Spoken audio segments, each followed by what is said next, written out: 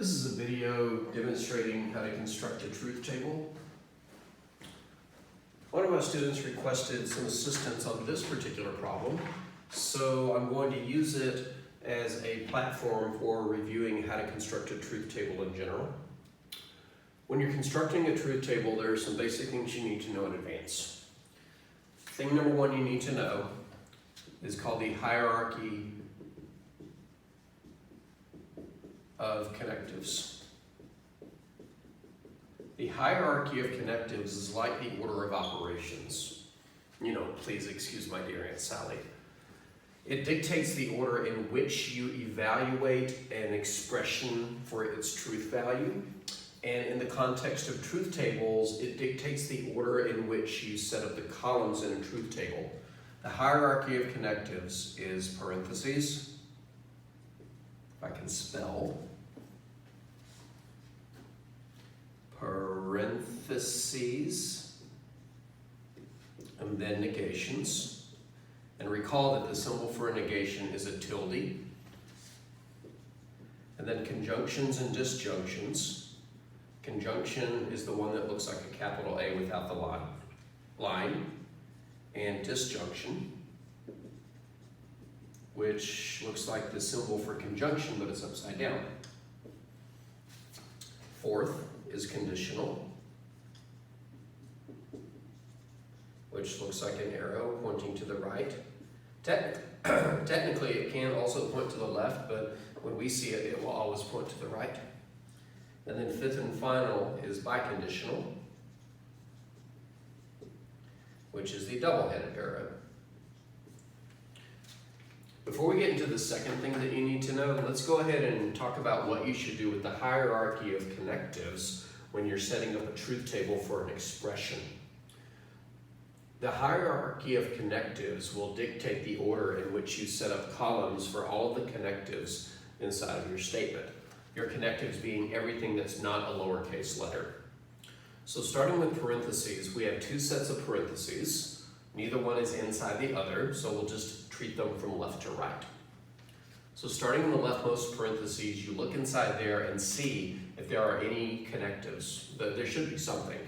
In this case, there's only one connective, so we don't have a decision to make on what to do first inside of this parentheses. It must be this disjunction. So this is the connective for which we'll set up the first column. That completes the ordering the connectives inside the first parentheses, and so now we go to any other parentheses, which are over here. Just like the first parentheses, there's only one connective inside this second parentheses, so we don't have to decide any order inside of there. This is the connective we're going to set up a column for next, so it will be the second column that we set up. There are no more parentheses, so now we go down the list. Are there any negations? No. Any conjunctions or disjunctions? Yes. In fact, this is the last connective that we haven't ordered yet, so it will be the last one that we have to worry about. It will be third. So your first order of business is to decide the correct order for your connectives. Next, set up your table. When you set up your table, you start with one column per simple statement. Remember, in symbolic logic, a simple statement is represented by a single letter. In this case, we only have two simple statements, P and Q. So we would need to set up a column for P and a column for Q.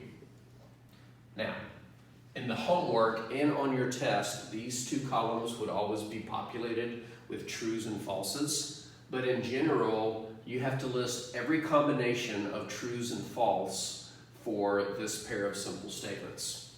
In the homework, it would list them as true, true, true, false, false, true, and false, false. Those are the only four possible combinations for truth values for P and Q. Then, after setting up one column per simple statement, you set up one column for each connective.